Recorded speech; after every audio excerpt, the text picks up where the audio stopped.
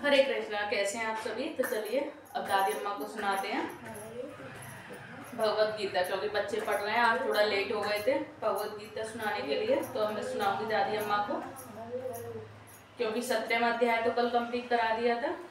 आज कराएंगे अध्याय 18 का। शुरुआत है, आज फर्स्ट श्लोक होगा इसका। और इस 18वें अध्याय का नाम है उपसंहार संन्यास की सिद्धि। संन्यास की सिद्धि है इसका नाम। तो चलिए, हरे कृष्ण कृष्ण कृष्ण हरे हरे, हरे राम राम राम हरे हरे। जय श्री कृष्ण चैतन्य प्रभु नित्यानंद, श्री अद्वैत गदाधर श्रीवासादि गौर भक्त। तो सबसे पहले है अर्जुन उवाच। अर्जुन उवाच यानी अर्जुन ने क्या कहा। श्लोक है संन्यासस्य महाबाहो तत्त्वमिच्छामि वेदुतम् त्यागस्य च ऋषिकेश पृथक केसी निषूदन। तो अर्जुन ने कहा, इसका अर्थ है कि हे महाबाहु, मैं त्याग का उद्देश्य जानने का इच्छुक हूँ, और हे केसी निषूदन, हे ऋषिकेश, मैं त्यागमय जीवन संन्यास आश्रम का भी उद्देश्य जानना चाहता हूँ। तो इसका तात्पर्य है कि वास्तव में भगवत गीता 17 अध्यायों में ही समाप्त हो जाती है, और 18वां अध्याय तो पूर्व विवेचित विषयों का पूरक संक्षेप है।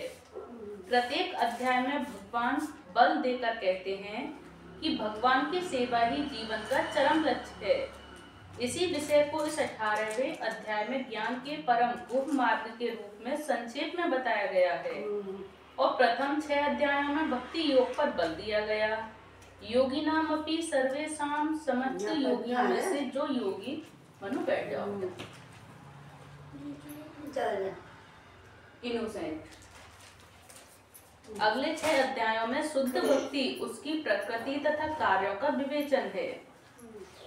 समस्त योगियों में से जो योगी अपने अंतर में सदैव मेरा चिंतन करता है, वह सर्वश्रेष्ठ है। अगले 6 अध्यायों में जो शुद्ध भक्ति, उसकी प्रकृति तथा कार्यों का विवेचन है, और अंत के 6 अध्यायों में ज्ञान, वैराग्य, अपरा तथा परा प्रकृति के कार्यों और भक्ति का वर्णन है। निष्कर्ष रूप में यह कहा गया है कि सारे कार्यों को परमेश्वर से युक्त होना चाहिए, जो ओम तत् सत शब्दों से प्रकट होता है, और ये शब्द परम पुरुष विष्णु के सूचक हैं। भगवत गीता के तृतीय खंड से यही प्रकट होता है कि भक्ति ही एकमात्र जीवन का चरम लक्ष्य है। पूर्ववर्ती आचार्यों तथा ब्रह्म सूत्र या वेदांत सूत्र का उद्धरण देकर इसकी स्थापना की गई है।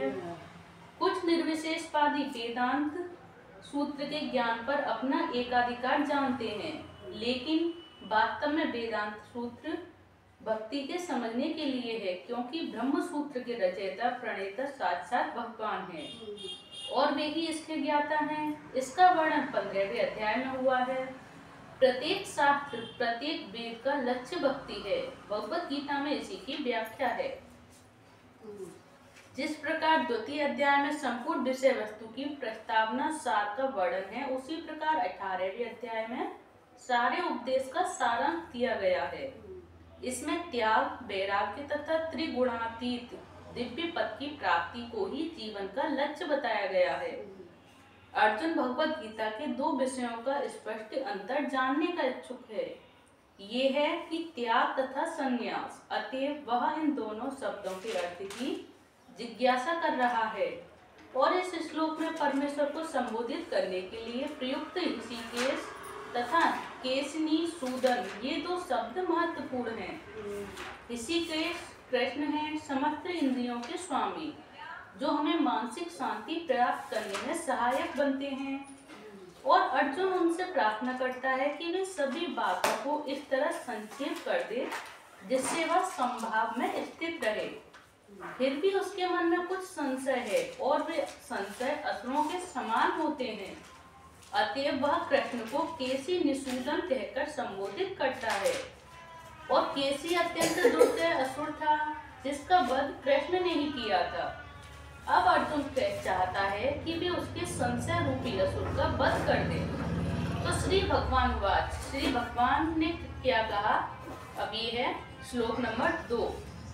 काम्यानाम कर्मणा न्यासम संन्यासम कवियो विदुः सर्व कर्म फल त्यागम प्राहुस्त्यागम विचक्षण। इसका अर्थ है, भगवान ने कहा कि भौतिक इच्छा पर आधारित कर्मों के परित्याग को विद्वान लोग संन्यास कहते हैं और समस्त कर्मों के फल त्याग को बुद्धिमान लोग त्याग कहते हैं। इसका तात्पर्य हुआ कि कर्म फल की आकांक्षा से किए गए कर्म त्याग करना चाहिए। कर्म फल की आकांक्षा से किए गए कर्म का त्याग करना चाहिए, यही भगवत गीता का उपदेश है। लेकिन जिन कर्मों से उच्च आध्यात्मिक ज्ञान प्राप्त हो उसका परित्याग नहीं करना चाहिए। और अगले श्लोकों से यह स्पष्ट हो जाएगा। वैदिक साहित्य में किसी विशेष उद्देश्य से यज्ञ संपन्न करने की अनेक विधियों का उल्लेख है। कुछ यज्ञ ऐसे हैं जो अच्छी संतान प्राप्त करने के लिए या नरक प्राप्त करने के लिए या स्वर्ग की प्राप्ति के लिए किए जाते हैं। लेकिन जो यज्ञ इच्छाओं के वशीभूत हो उनको बंद करना चाहिए, परंतु आध्यात्मिक ज्ञान में उन्नति या हृदय की शुद्धि के लिए किए जाने वाले यज्ञों का परित्याग करना उचित नहीं है। जय श्री कृष्ण। जय श्री कृष्ण चैतन्य प्रभु नित्यानंद श्री अद्वैत गदाधर शिवाचार्य गौर भक्तवृंद। हरे कृष्ण कृष्ण कृष्ण हरे हरे, हरे राम राम राम हरे हरे। तो देखिए आज ये 18वां अध्याय शुरू हुआ था और इसके 2 श्लोक मैंने कंप्लीट करा दिए हैं, 1 और 2, जिसमें कि अर्जुन ने भगवान श्री कृष्ण से पूछा है संन्यास आश्रम के बारे में। और उनके 2 ही ये हैं कि त्याग और संन्यास क्या होता है, तो इसी के बारे में श्री कृष्ण ने बताया है। ये पूरा अध्याय इसी के बारे में है।